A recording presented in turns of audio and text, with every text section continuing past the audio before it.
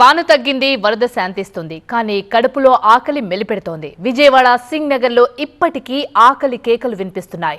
ఒకవైపు ప్రభుత్వం 10 లక్షల ఆహార ప్యాకెట్లు, పాలు, మంచినీళ్లు అందిస్తున్నా పలు చోట్ల బాధితులు తీవ్ర ఇబ్బందులు పడుతున్నారు. ఇంతకీ పంపిస్తున్న లక్షల ఆహార ప్యాకెట్లు ఎటుపోతున్నాయి?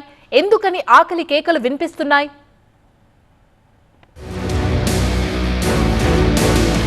ఆహారం ఉంది, పంపిణీలోనే అలసత్వం. పంచకుండా విసిరేయడంపై బాధితుల ఆగ్రహం. చివరి ప్రాంతాలకు అరకొరగా అందుతున్న ఆహారం.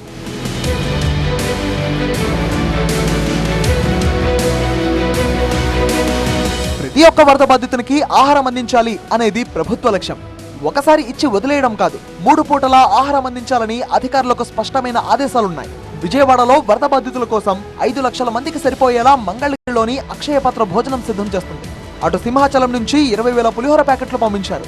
ఇంత ఆహారం పంపిస్తున్నా సరే క్షేత్రస్థాయిలో మాత్రం కొన్ని చోట్ల పరిస్థితి భిన్నంగా ఉంది.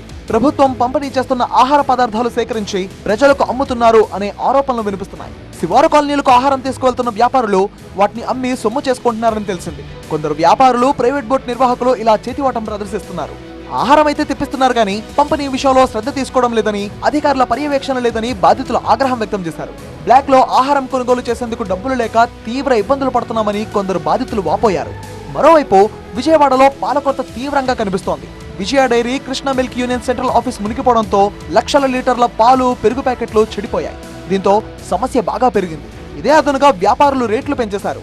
1/2 లీటర్ ప్యాకెట్ ధర 70 నుంచి 80 రూపాయలకు అమ్ముతున్నారని బాధితులు చెబుతున్నారు.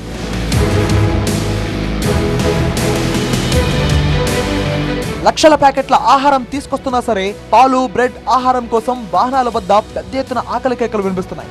ఆహారంతో వస్తున్న వాహనాలను సింగ్ నగర్ బ్రిడ్జ్ వద్దే ఆపేస్తున్నారు బాధితులు.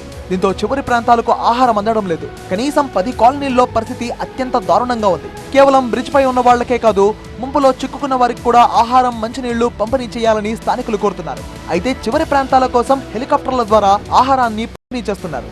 జనావాసాలే టార్గెట్ గా ప్యాకెట్లు కిందకు వదులుతున్నా కొన్ని చోట్ల మృత ప్రాంతాల్లో పడుతున్నాయి. దీంతో దీనిపైన కూడా విమర్శలు చేస్తున్నారు కొందరు బాధితులు.